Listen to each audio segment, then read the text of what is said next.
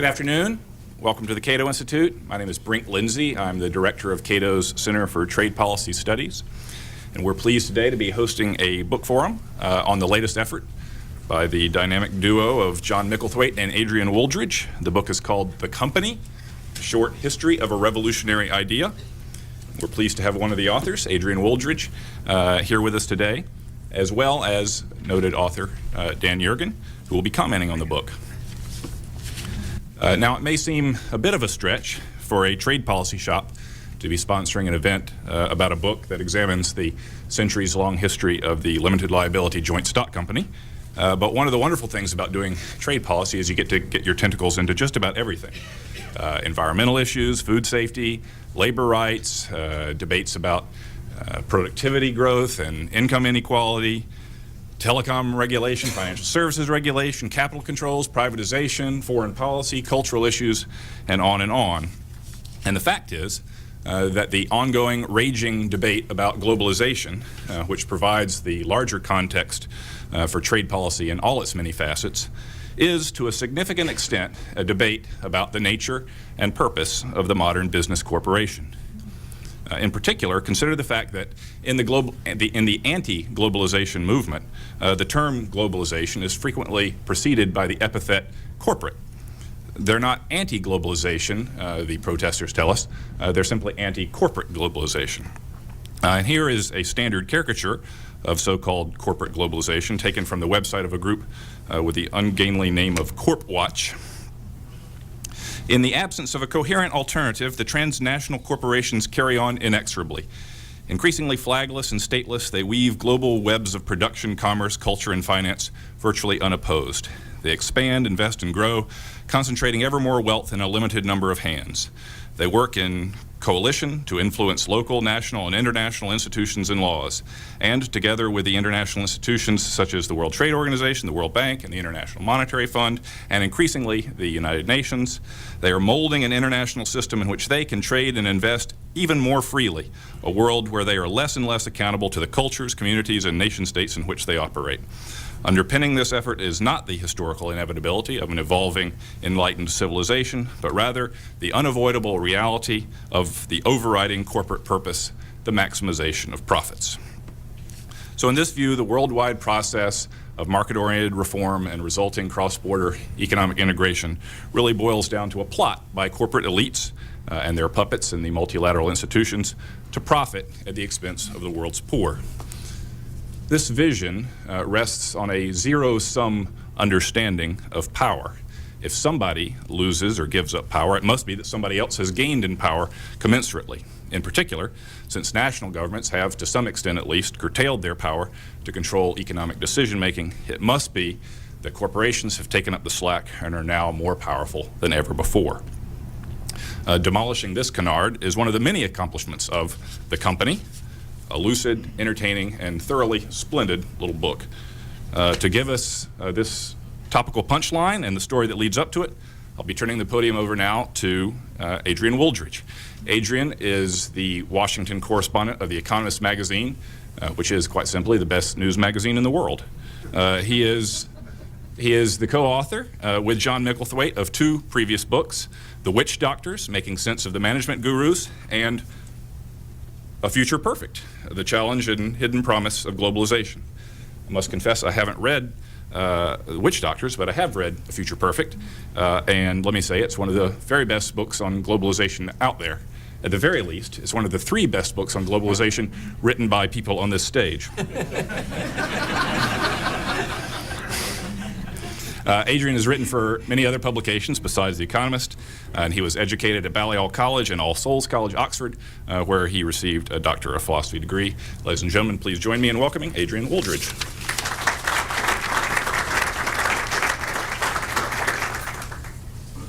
Thank you very much, Brink, for that very kind introduction. In my very brief history of talking about this subject, I've encountered two very predictable responses. The first is a response from the business community, which is to say yes whenever I say companies are marvelous, wonderful, wealth-creating things. The other is the response from the anti-globalization left, who denounced this as absolute nonsense.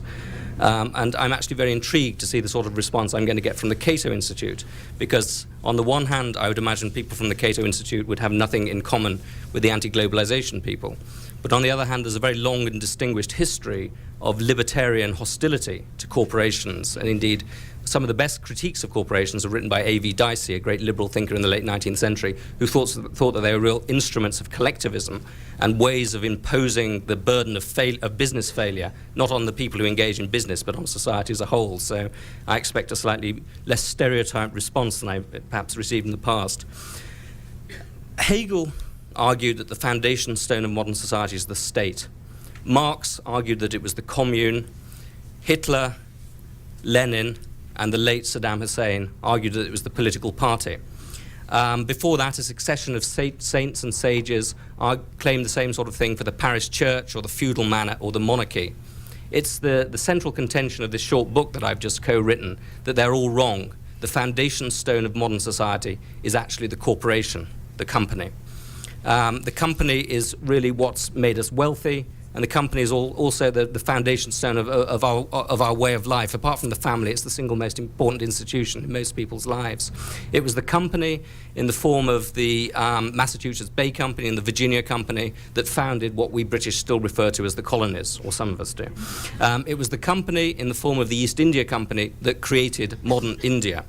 And it was the company in the form of Standard Oil, American Steel, and many others that was responsible for turning the United States from a sort of collection of rural communities into a modern integrated nation state. These are really revolutionary organizations. Why are they so revolutionary? The obvious reason is that they have dramatically improved productivity and showered the world with material abundance. But I think there's also a more subtle answer than that, and that is that companies have all or most of the legal rights of individual human beings without the attendant biological disadvantages. They're not condemned to die of old age, they can create offspring pretty much at will, and they can take on many national identities, whatever they want. As one great 18th century sage said, the trouble with corporations is that they have neither souls to condemn nor arses to kick. And I think that's a pretty frightening thing. In the next 20 minutes or so, I want to take you on a quick tour through the history of the company, and also, because this is the Cato Institute, use that history to look to the future and to see where we're going to go in the next few years. But I draw your attention before I start this to two forces which I think have shaped the history of the company and the future of the company. The first is economic logic, and the second is political will, political argument. And I think these two things, interestingly, quite often pull in very, very different directions. There are essentially two ways to define a company. The first is any organization that's engaged in business, and that can include anything from informal Assyrian trading arrangements to modern venture partnerships. The second is more specific, and that is the limited liability, publicly traded joint stock company. Up until the middle of the 19th century, you could not get the privilege of limited liability unless you got a charter from the government and unless you agreed to do some very specific job which had the sanction of the government. And the big revolution of the mid-19th century, and I think in many ways the big revolution that created the modern world, is that it becomes relatively easy to set up limited liability companies. The first companies in the broadest sense of the word go back to about 3000 BC, and people writing contracts to trade, to transport things and to trade things up and down the Euphrates River in Mesopotamia. Jump forward to the Assyrians in 2000 BC, and you see a group that one normally associates with biblical savagery actually creating some fairly sophisticated contracts. One of the oldest business contracts still in existence is 4,000 years old and includes a merchant called Ishtar, who essentially creates what might be almost like a modern venture capital fund with a group of other merchants putting a certain number of pieces of silver. The fund lasts for 4 years, and people get profits in accordance with how many pieces of silver they put in, how much work they put into it. The grandparents of the modern company, I think, can be found in the early Middle Ages in two sorts of organizations. The first is the Campagna of northern Italy, and these are essentially partnerships, rather fluid and fragile partnerships. And what makes these partnerships so difficult for the people involved in them is the principle of unlimited liability. If you lose money, you lose everything. And that everything meant your freedom quite often. You could be put into prison or you could be put into servitude as a result of going bankrupt. And that meant that you had to trust the people you're working with. And you tended to work with your closest relations. And the term company comes from two Latin words, cum panis, meaning breaking bread together. So the whole element of trust is absolutely vital to the company. The other grandparent is a rather sturdy affair, and those are the corporate bodies of northern Italy, of northern Europe. And these corporations relied essentially on charters or monopolies from the government.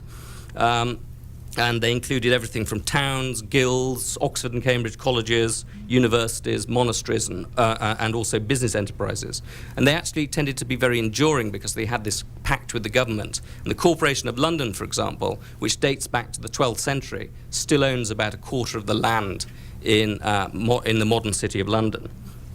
So what you essentially needed was something that could bring together these two ideas. The one, the idea of the corporation with a certain degree of sturdiness and permanence, and the other, the idea of the trading empire.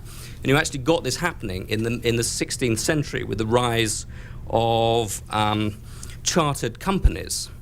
And I think these chartered companies are some of the most extraordinary and bizarre organizations humanity has ever produced. They were sort of a cross between private sector organizations and public sector organizations. They had monopolies from the state. They were used by the state as instruments of imperialism, essentially, instruments of state policy. But they were also private sector organizations in the sense that they had shareholders who drew profits from their activities. So a peculiar mix of two things. There were many, many remarkable chartered companies in both the good and the bad sense of the word remarkable. You have the Virginia and Massachusetts companies, which in many ways not only helped to found the United States, but also helped to bring the notion of democracy to the United States, because they're based on the principle that all shareholders in the company have a right to help determine the company's strategy, its policy. And eventually the shareholders become transmuted into citizens, and those citizens expect to have a vote in the way that the Commonwealth's affairs are conducted. The bad side of the company was the Royal Africa Company, which pioneered the slave trade essentially, and which branded its corporate logo, RAC, into the flesh of its human subjects. But the most remarkable of all of these companies was the East India Company. I mean, it is an absolutely extraordinary organization. First of all, it seized control of India. It ran a whole subcontinent. It had an army of 260,000 people, which is actually rather more than the British Army of the time. It had a head office of 350 people in London. It helped to inspire the notion of company mad. I think Dilbert, had he been wandering around Company House in London, would not have been very surprised. Some of the slackest workers, shall I say, were people who were writing books on the side. John Stuart Mill, a great company man, said he found his office duties an actual rest from other mental occupations, which I've carried on simultaneously with them all. I think we have 3 people on here who might have done a little of their work in their office hours. Thomas Love Peacock wrote a poem, "From 10 to 11 at a breakfast for 7. From 11 till noon to begin 'twas too soon. From 12 to 1 asked what's to be done. From 1 to 2 found nothing to do. From 2 to 3 began to foresee that from 3 to 4 would be a damned bore." Who could object to an organization that provided a comfortable rest home for philosophers and poets? Well, actually, most progressive opinion in the 18th century condemned the East India Company, because the East India Company was always going cap in hand to government for more subsidies, and it was always despoiling the Indian subcontinent. The people who came back from India who worked for the company were regarded as so vulgar and ostentatious that they actually coined a new word for them, which was nabobs or knobs. And the result of this rather ostentatious institution was that 250 years before anybody had ever heard of Naomi Klein and the anti-globalization movement, you found some pretty surprising people who were claiming that corporate capitalism was an appalling thing. Adam Smith, for example, objected to the very idea of joint stock companies, and he claimed that they had universally proved either burdensome or useless, and had either mismanaged or confined trade. And he didn't just object to the fact that these were monopolies. He also objected to the problem, the idea that there was a split between ownership and control, because he thought that hired managers would never bring the same sort of anxious vigilance to the management of a company that owner managers would. So he said that profusion and negligence would always prevail with the new corporate form. A lot of support here. And business people seem to agree with that. You find that the great industrial revolution was essentially powered by business partnerships, by family firms. Family firms could actually find the money that they needed by tapping relatives. Partnerships also seized control of the slave trade. The slave trade in this period passes from the Royal Africa Company to a bunch of slave-owning families. And the corporation seems to be used mainly for utilities, for running harbours and things like that. Still, I'm sure I'm going to get objections here, but I think that doesn't mean that economic logic is necessarily on the side of partnerships. Partnerships do have this problem of unlimited liability. They have the problem that they're very fragile creations. They have the problem, the death of a partner, the death of a successor, of an heir, can lead to very dramatic results. If you recall Charles Dickens' great novel, Dombey and Son, all the problems in that come from the fact that Dombey's son actually dies.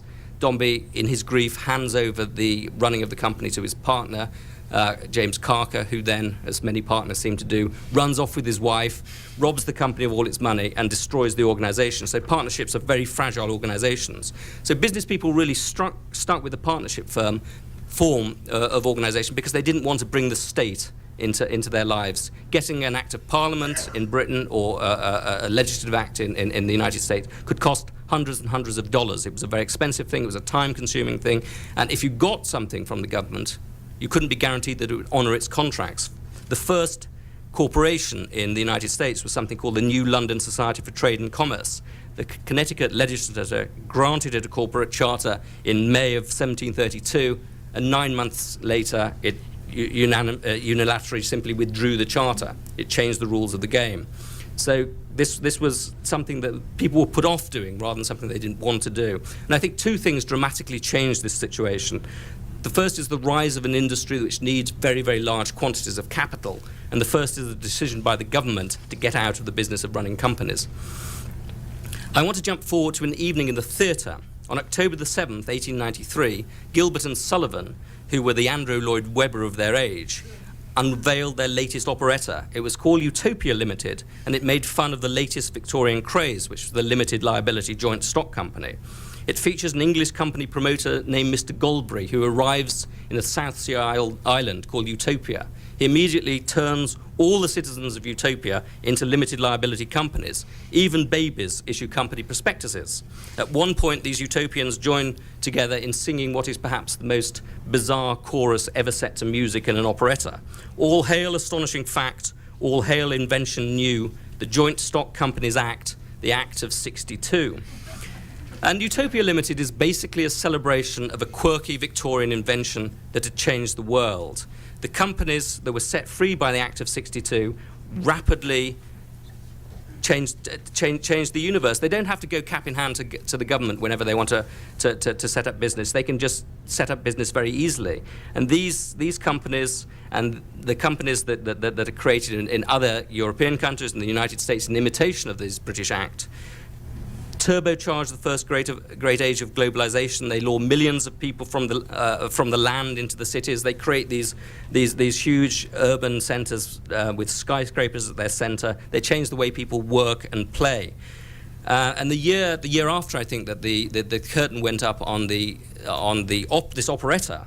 The Ohio Supreme Court ruled that Standard Oil had created a monopoly. It saw that power was shifting from the government to these great monopolies. How on earth had this happened? How had we gone from a world in which corporations were marginal, perhaps doomed entities, into one in which they were at the very center of society? I think two things happened. The first is railways require huge amounts of capital. So in the last half of the 1840s, for example, there were literally hundreds of railway acts going through the British Parliament, each of them costing their promoters hundreds and hundreds of pounds. Secondly, there is the idea that companies should be easy to create. This is something that's advocated by liberal opinion. One of the leading advocates of the idea of making companies easy to create was my own magazine, The Economist, which campaigned vigorously on this front. And I think as a result of this, by the 1860s, company creation becomes automatic. You just have to post an address, get 7 people to sign on with the idea of a company, and call yourself limited so people know that their liability is limited. And what is the result of all this freedom? it's actually chaos and disaster at first. There are thousands of companies set up in the decade after the 1862 Act. Many of these companies are set up by charlatans. About a third of them go out of business very, very rapidly. We've just talked about Dombey and Son. In 1875, Trollope publishes what is perhaps still the greatest novel about a company, The Way We Live Now, and that's all about essentially a share sharking scheme. And everybody, the company that is set up is supposed to create a railroad, build a railroad between Mexico and the United States. But everybody on the board of the company is basically indolent aristocrats, corrupt politicians, and they're all given to believe in Trollope's word that where they're going to get their money from is not the creation of a railroad, but from the manufacture of shares. So 125 years before Enron, you have the company being used to various nefarious ends. Nevertheless, the overall effect of this new organizational form is dramatic. You have companies spreading around the world, you have companies increasing productivity, and you have Rutherford Hayes saying, for example, in 1875, this is a nation, this is a government of the people, by the people, and for the people no longer. It's a government of the company, by the company, and for the company. I think the modern history of the corporation after Rutherford Hayes, actually comes in two parts. The first half is from about 1870 to 1970. The second half is from 1970 to the present. In the first half, you're in an era of big companies, of hierarchical organizations, of company man, of company towns, of bundling lots of economic activity together in a single organization. In the second half, that bundling, I think, is essentially unbundled. I think the thing that really makes the difference is the creation of the modern railroad. And that changes the logic of companies so that it becomes easier and cheaper to bundle things together. And from the 1870s onwards, you have the rise of organizations, for example, like Richard Sears' Sears and Roebuck, which creates a huge catalog-based retailing business in Chicago. You have the creation of Andrew Carnegie's steel company, introducing mass production into steel. Henry Ford introducing mass production into cars. David Duke into cigarettes. The object of all of these people is to own as much of the production process as possible. So, for example, Henry Ford even owned the land on which grazed the sheep, whose wool went into the manufacture of the seats of his cars. And if you didn't actually own everything, your objective was to buy everything. So in the early 20th century, you see gigantic mega mergers. The creation of US Steel is the most astonishing of that. When US Steel was created in the early 20th century, it produced 2/3 of all the steel produced in the United States, and its value was equivalent to 2/3 of all the money then in circulation in the United States. These were gigantic organizations. These gigantic organizations create the modern city. They create, in reaction against them, the modern trade union. They create the antitrust law. And they also create a new social person, really, which is company man. I think the founders, the entrepreneurs who created these great organizations, took one look at their children and thought, we can't possibly have them running the company. So they decided to bring in a new class of professional managers. And so companies become run essentially by professional teams of workers. Thomas Watson, for example, one of the greatest architect of company man probably, deliberately creates IBM, sets it up in a small town in New York, Endicott, the better to control everything in his environment. And he creates a sort of, basically a collection of clones. IBM men wear white shirts, dark suits, red ties. They refrain from strong drink. They sing the company song. They go and watch the performance of the great IBM Symphony, which I'm sure you've all heard. It's a total community that's being created there. Now, you can say all sorts of things against this sort of total community, and many people did, from sociologists speculating about the deficiencies of organization man, to that wonderful scene in Dustin Hoffman in The Graduate, when he looks at a future in plastics and is revolted by it. But this did create a very well-ordered, a very stable society. If J.P. Morgan, who died in 1913, had he survived and looked at the world in 1970, would have recognized most of the American companies that were there. You have basically a system where companies have very close relationships with government, the idea that what's good for General Motors is good for the United States. You almost have a system of stakeholder capitalism. And Galbraith, I think, is not entirely wrong when he says in the 1960s you had a small collection of car companies, a small collection of steel companies that are essentially planning the economy for stability. They regard stability as more important. From the 1970s onwards, however, all this goes horribly wrong. In 1973, Sears proudly unveiled the world's tallest building. This was supposed to be a bit of local one-upmanship against the retailer Montgomery Ward, but it was also a proclamation of confidence in the power of American capitalism. And I think this proclamation of confidence proved both eminently justified and absolutely wrong. It was eminently justified in the sense that the American-style company was just about to go and conquer the rest of the world. It was about to start operating in places like Russia and China where it had never operated before. But what was wrong about it was the idea that it would be a company like Sears, an integrated, hierarchical, big company that would go on to dominate the rest of the world. This wasn't what happened. And I think what you have from the mid-70s onwards is a huge increase in turbulence and a huge shift away from big companies to small companies. The average size of companies begins to go down. So if you look in about 1970, about 36% of the American economy is dominated by big industrial companies. Now it's about 17%. Hierarchy becomes something that people no longer want very much. They want companies to be flat and flexible. So you have a new fashion for things like virtual companies, companies that don't really own many assets. There's basically, even those big companies that do survive by the dint of violent internal revolution of the sort that Jack Welch masterminded at General Electric. So this is a different world that we've created here. Where are we going to go in the future? I think that there are two fundamental logics here, as I've pointed to all the way through here, the economic logic and the political logic. I think the economic logic is absolutely towards much smaller companies, much more flexible organizations. And of all the nonsense that the anti-globalization people speak, I think the idea that the world is going to be run by a small handful of companies is the single biggest sort of nonsense. However, I think this perception that big companies are taking charge does matter, because companies and their relationship with society, their relationship with government matters very much. Companies may not have to go hand in hand anymore as the East India Company did every 25 years to get a renewed charter. But they do, in some sense, rely on a franchise from society. And their perception that they're too big and too out of control, I think, matters. Society is imposing all sorts of regulations on companies. On the one hand, they claim that they're deregulating and privatizing, but on the other hand, the burden of affirmative action laws, health and safety laws, and all sorts of other laws is getting ever bigger. And I think there's a sense that many companies, many governments want to get social policy on the cheap by using companies as the medium for delivering that social policy. And that worries me for two reasons. The first is that companies are actually very, very fragile things. The corporate sector as a whole has never been bigger and more vibrant, but companies as individual organizations have never been more fragile. And I don't think there'll be many organizations around today that last for the 250 years of the East India Company. The second is, I think that this is based on a misconception of what companies are good at. What companies are actually good at is creating products which make people's lives better and easier. So the robber barons may have been terrible people, they may have done terrible things, but they bought the luxuries of the elite into the hands of the masses. Look at what Henry Ford did with the motor car. So I think what we have to acknowledge is that what companies do best is to produce innovations, to produce new products, rather than to provide social services.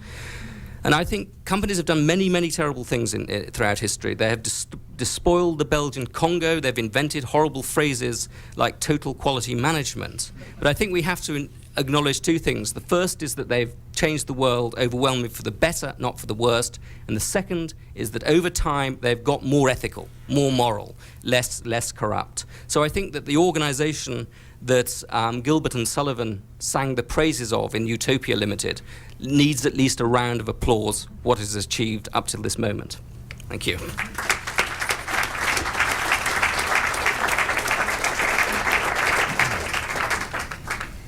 Thank you very much, Adrian. Our commenter today is Daniel Yergin, who travels apparently effortlessly between the worlds of international business and book writing, and is world-renowned in both. He is the chairman of Cambridge Energy Research Associates, an international consulting and advisory firm. He is the Pulitzer Prize-winning author of The Prize, The Epic Quest for Oil, Money, and Power, and with Joseph Stanislav, He is the author of The Commanding Heights, the battle between government and the marketplace that is remaking the modern world. Another of the 3 best books on globalization written by people on this stage. Also transformed into a magnificent PBS series, The Commanding Heights, which you can get on VHS or DVD, and which is also being rebroadcast on PBS. It's a 6-part series commencing on May 15th. So if you haven't had the pleasure of watching that series, I advise you to tune in or buy it for your library. And now, Dan Yergin.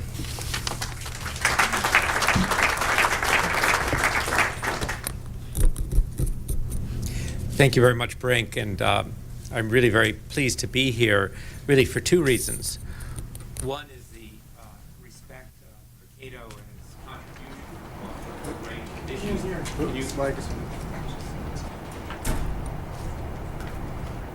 Can you hear now? Okay, I'll try not to fiddle with it. As I said, I'm very pleased because Cato's contribution to this whole range of issues and thinking and its originality, and also because how much I enjoyed The Company. I guess some people pick it up, think it's a book about the CIA, but we'll learn otherwise. It's a wonderful book. It's very original indeed. One of the things that Adrian mentioned, the notion that companies are getting smaller, not bigger, would certainly seem to be counterintuitive from what most think. And it's a very witty book. It takes something that everybody takes for granted and sheds light and gives us a way to think about it. We all will learn a lot from it. I don't know how many of you had a chance to look at it outside, but and the photograph on the cover. And I just thought we might ask, who do you happen to know what it's a photograph of? I don't actually. I think Right. it's just a generic early 20th century. Right. I think if you do look at it, you'll certainly see that it will be meat for the anti-globalizers. I warn you of that, Adrian. I come at this from really I read it really in manuscript from 2 perspectives. One is somebody who writes on this subject, and 2, somebody who, without quite realizing what I did, started a company. We have 220 employees around the world, and one of those small companies, but you learn a lot in the process. So as I read the book, I was reading it with both of those dimensions in mind. It's certainly timely, and it reminds us again of how history, the echoes are so strong.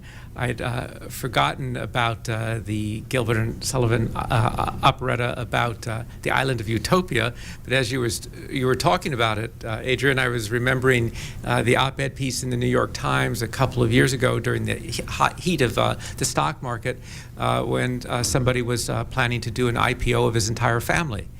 And I thought he'd probably never heard of Utopia, but of course it shows how these things come around again.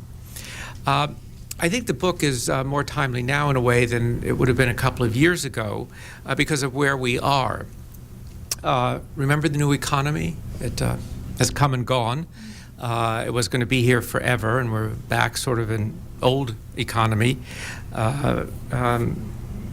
When I was at Davos this past winter, I heard a very eminent writer on international economics tell a group of people from the oil industry that the oil industry was the most important industry in the world.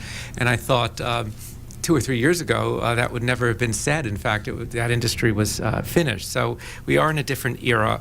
And we've gone from a period when, of course, companies were really hot news, exciting. It seemed that that's all people talked about was happening in their 401ks.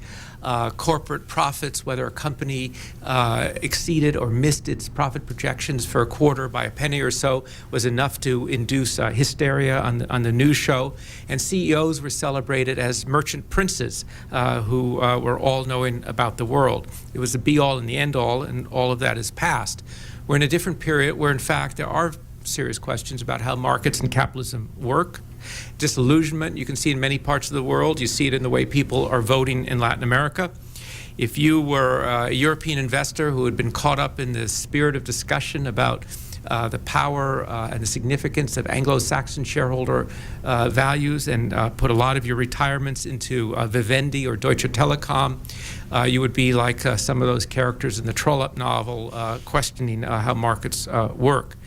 And I think we're still yet to see the impact in the United States of what has happened to the equity markets and what that says about capitalism in terms of people's retirement. I know many people who have stopped opening their 401k envelopes. That is going to be part of the disillusionment as it hits. And of course, there's a stock market, and then there's a market system, and many people tend to conflate them.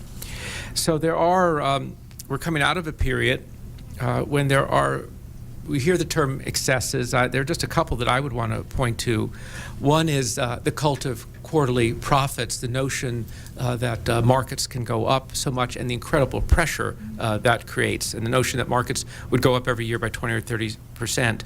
Secondly, I think there is a question, and as one reads about some of the severance agreements of corporate CEOs, about a system that the system created circumstances for entrepreneurial profits going to corporate managers, and that's something that will continue to be discussed. I myself have thought that in this whole debate about double taxation of dividends, a point that has been very much left out of the discussion, hasn't gotten much attention, is that surely eliminating double taxation of dividends is one of the most effective things that can be done to address the issues of corporate governance, in many ways more effective than a host of new regulations, simply getting the decision rules to be clear. Let me turn to globalization and that part of the subject. When we were doing Commanding Heights, we wanted to get beyond globalization, so we came up with this word called globality. And Bill Safire, in a column that he wrote, said it was okay for us to use it. And we thought of globality being the world after globalization, the 24-hour interconnected, hyperactive work network and sleep-deprived world.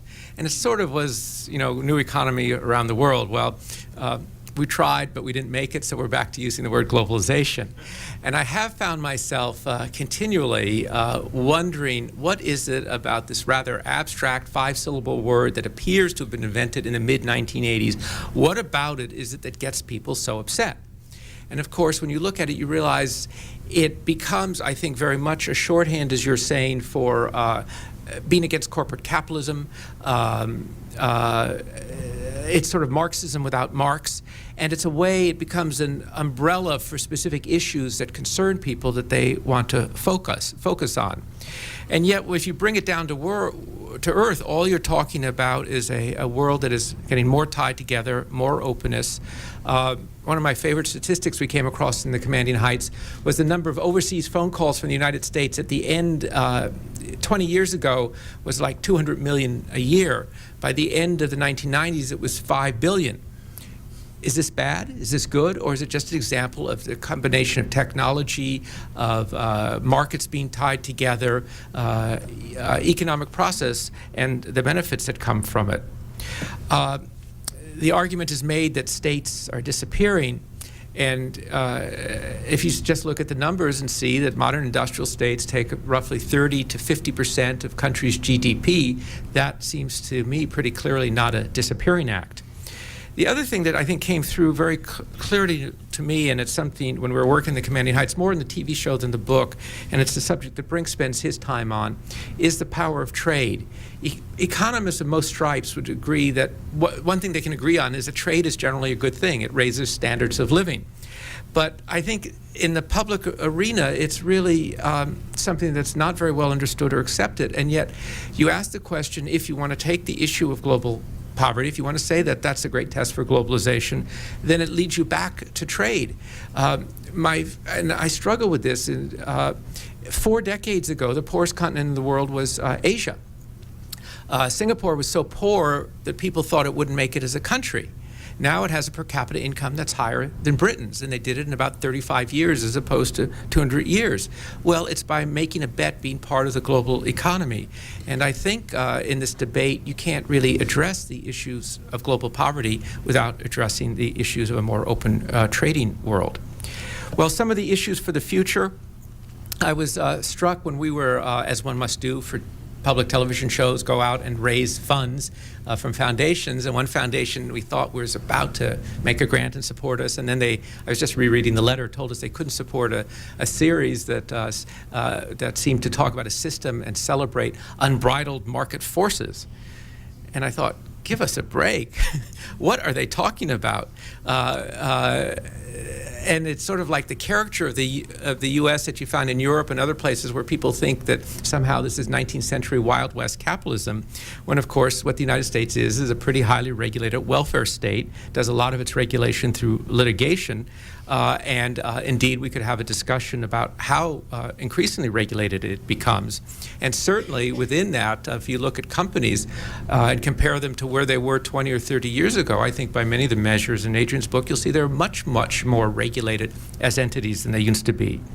Second question that follows from that is this world of Sarbanes-Oxley that we're in, which some would say is the biggest wave of corporate governance regulation since the Great Depression. And there's a big positive here. You compare it to Japan, where they've not been able to deal with these issues now for over a decade, and it shows the responsiveness and the vitality of our system. But I think I've been surprised by the lack of attention and helping to move us beyond it really rather more quickly than might have been expected.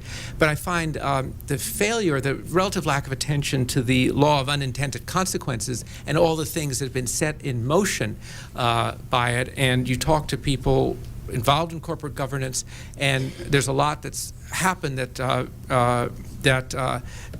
that wasn't anticipated or expected.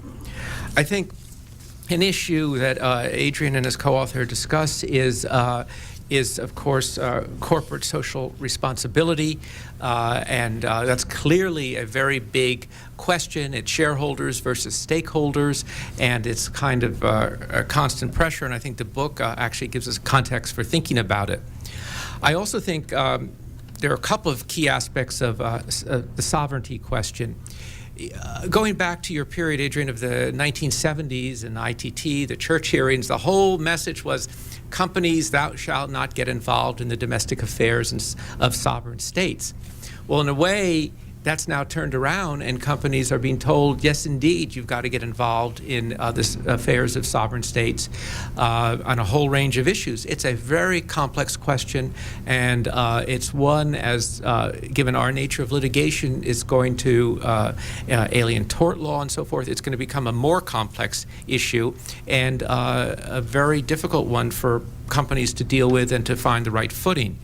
I think another point that I would make goes back to somebody who was quite important, and no inspiration for this book, Raymond Vernon, who had been a professor at Harvard, somebody who was very influential on our work.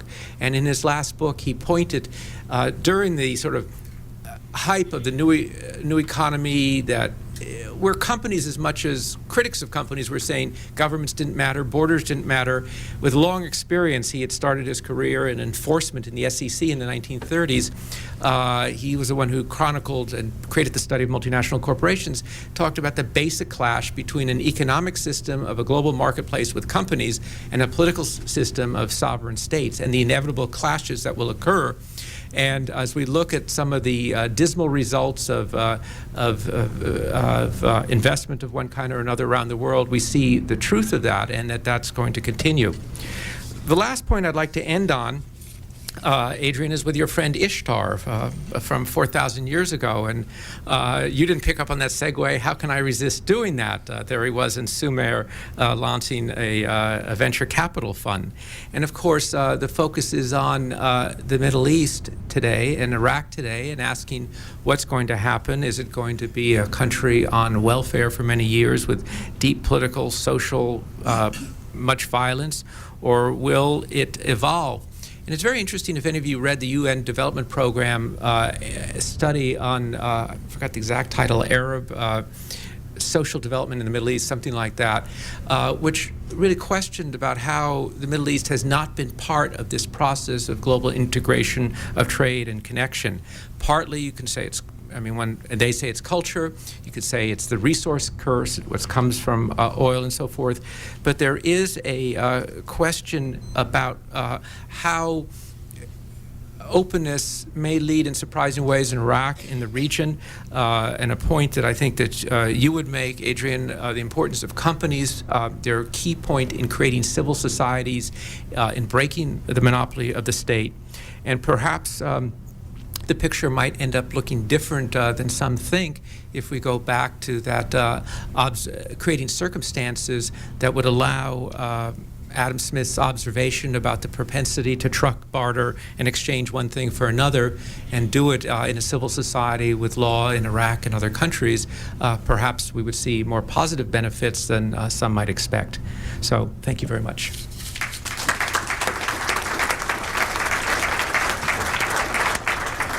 Thank you, Dan. Now I'd like to open the floor up for a few questions. Raise your hand. I'll recognize you. Someone will come around with a mic.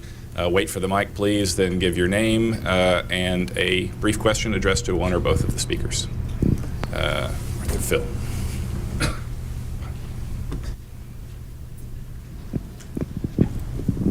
Yeah, this is a question for Adrian. In the early part of your talk, you talked about historic opposition by libertarians to limited liability corporations. This is in that vein. Do you see any meaningful difference between a limited liability corporation that comes about because of contractarian pronouncements to both creditors and customers that says, remember that while you're dealing with us, we do not, in fact, accept liability in a broad sense, versus limited liability corporations, which are legal devices as they are today?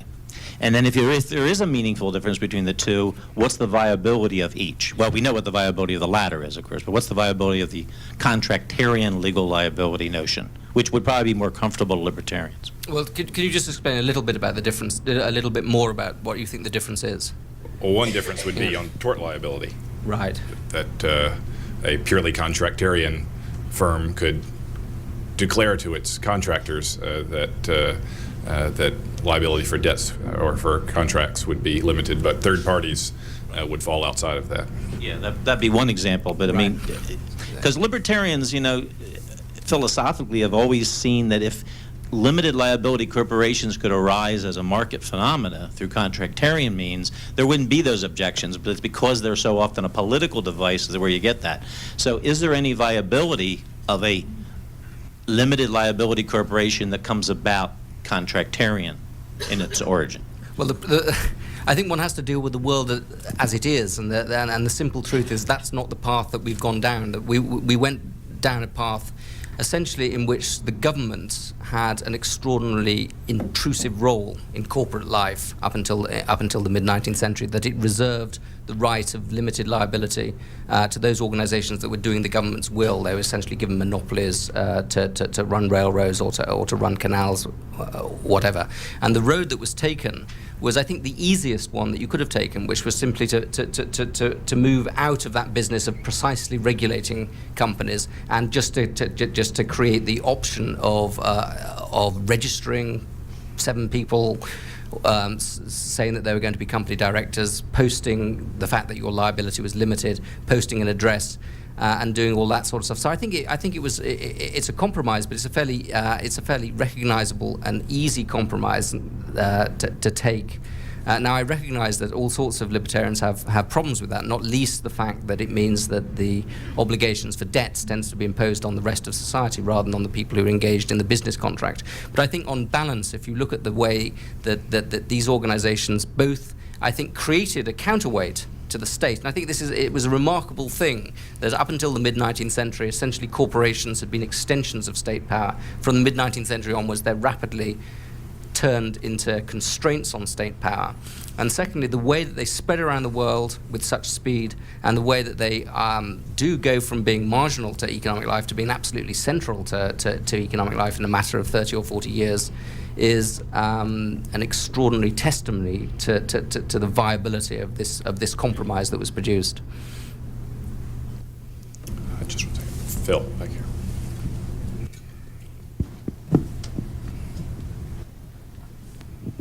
Phil Harvey, DKT Liberty Project. And Mr. Wooldridge, I'm curious as to why companies began getting smaller on or about 1970, as I believe you said, whether you think that's a good thing and whether you expect it to continue.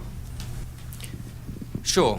I think that the logic of size is determined by the whether it makes more sense whether the bureaucratic costs of doing something in-house are bigger or smaller than the transaction costs of going to the market. And I think really underlying what's going on is that the transaction costs of going to the market are constantly getting lower, because of technology, because it's simply easier to go to the market to get things done. On the other hand, the bureaucratic costs of doing things internally within a company are not going down anything like as quickly, although they will go down because of technology. So there's an overwhelming economic pressure for companies to get smaller, and I think that will continue to go on. I think that the biggest 50 companies in the world have grown much more slowly than the world economy as a whole over the last 10 to 20 years. And I think also globalization is crucial here, because I think what globalization does is exactly the opposite of what the anti-globalization people think it does. What it does is make it easier to raise capital, make it easier to buy and use technology, and make it easier to get your stuff to the market, because you no longer need to have very close relationships with local government officials. All you need to do is to be able to physically get your stuff to the market. And so that shifts hugely the balance of advantage away from incumbents towards challengers. And the story that always intrigues me here is the story of Nokia, which up until the early 1980s was basically a Finnish firm stuck there in a slightly obscure part of the world. Apologies to any Finns here for saying that. And it was producing Wellington boots and paper and pulp products. And the then head of Nokia visited Gorbachev and decided, God, he had found his ideal market. There was Gorbachev in charge of all these people who didn't have any lavatory paper. Here he was running a paper and pulp company. He could provide them with lavatory paper. He'd become the lavatory paper-making giant of the world. He unfortunately committed suicide, and he was replaced by a man who saw the future of that company in wireless telephones. And very, very rapidly, this company that's stuck there in Finland becomes a mobile phone-making giant. So I think it's just an illustration of the way that challengers can get, even if they're in peripheral parts of the world, can get into markets very, very rapidly. As long as they have a good idea and a good corporate culture, they can take over, or they can become major players in world markets. And I think the overall logic of that, of this shift away from incumbents towards challengers, plus the fact that transaction costs are going down more rapidly than bureaucratic costs, means that overall, in the long term, the logic is for the size of companies to go down. Governments and political pressures complicate that process, but underneath it all, I think we're living in a world of smaller, more fragile, and more nimble companies. Let me, if I can, just challenge you a little bit on that. I mean, people will say, for instance, in the media business, that now a $5 billion a year media company is really too small, and it needs to be part of a $25 or $30 billion. Now, maybe they won't say that after the recent troubles of AOL and so forth, but what about kind of a propensity to scale that shuts out or makes it difficult for smaller companies just because they have such a commanding position in the marketplace? Well, I mean, I think the answer to that in the media side of things is blogging. I mean, it's extraordinary how influential all these bloggers are, who are just single people sitting, living rather lonely existences, I sometimes think, sitting in their rooms, getting up very early or staying up very late at night, sifting through all this vast amount of material that's there free on the internet or very, very cheap on the internet, and producing these blogs in the morning. I must say, I read blogs in the morning before I read the New York Times or the Wall Street Journal. Because these people have done all the work which I would do if I was a more assiduous person, and they've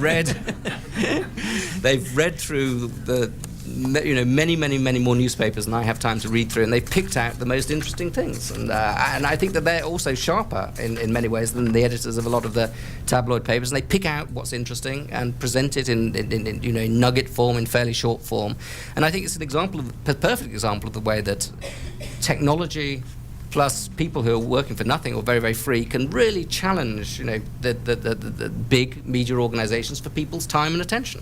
I should read just a sentence from the book in which Adrian and his co-authors say, "We should admit that through luck, absence of opportunity, laziness, and especially the charity of others, we've both remained at the same organization for most of our working lives." Thank God for those bloggers. Let me just add a quick elaboration on Adrian's comments, which will then lead to a Cato promotional announcement. And that is that in addition, well, first of all, I think it's overly simplistic to think of corporate size proceeding in some sort of monolithic trend where all industries at all times are either getting bigger or getting smaller. You see within different industries, consolidation and then breakups, and consolidation and breakups. Out of all of that, you can abstract away big trends, and certainly the big trend in the past quarter century or so has been towards smaller corporate size. One contributor to that, in addition to communications technologies that have reduced transactions costs, is the development of financial markets. We are having a book forum day after tomorrow about a really splendid book called Saving Capitalism from the Capitalists, about the development of financial markets, and especially when arm's length open, transparent, liquid financial markets aren't developed. It's much easier for corporations to do allocation of capital in-house. They take their retained earnings and they figure out new ventures to go into. When you have, as an alternative to that, internal capital allocation, arm's length financial markets to send capital to its highest value use, you tend to see big corporate empires, whether vertically integrated or conglomerate, breaking up. And much of the financial turmoil of the 70s and 80s was breaking up a lot of those corporate empires. Roger.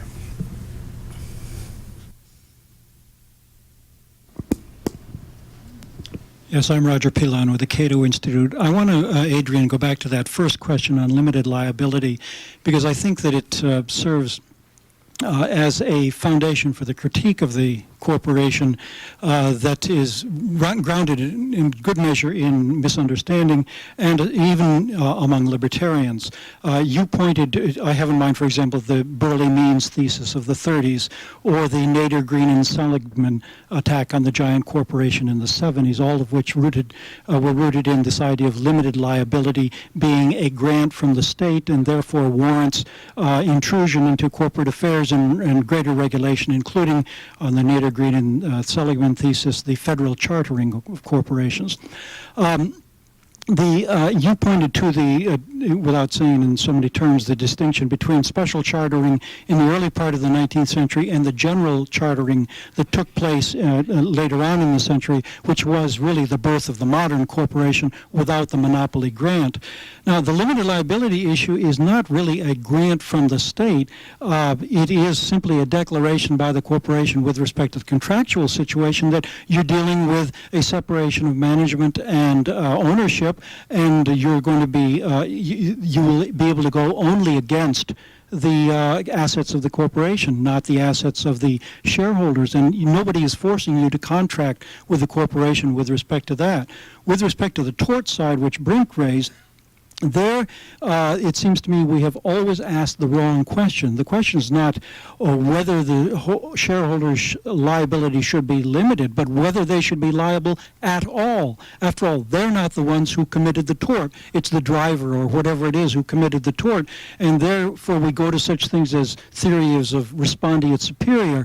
And those theories, as Holmes said, have always been easier to live with than to justify. And the classic justifications from benefit or from control simply break down on real scrutiny. And so here too, you've got the ability to sue the actual tortfeasor without going against the shareholder, and it seems to me, or insurance mechanisms to address that. So these critiques of the corporation based upon limited liability seems to me are fundamentally misguided. I think that's fascinating, and I don't really want to add anything to that because you've expressed my own deeper thoughts, which far better than I could express them myself. I would just add one thing to that, though, that if you read Dicey on this subject, his big worry is not really to do with limited liability and who bears the burden of corporate failure. His big worry is that the pressure to create companies is the pressure of agglomeration of capital, and that companies are essentially instruments of collectivism, which will essentially drive out of business smaller companies. And they're also instruments of irresponsibility because of the agency problem, the fact that managers wouldn't have the same anxious vigilance in running a company that owner-entrepreneurs would do. So he just thought that they would lead to scale and size, and indeed it was, the desire for large amounts of money from the railway industry and others that did lead to pressure for companies. And at the same time, somebody like Karl Marx is really welcoming the creation of companies because he thought that eventually they would lead to collectivism.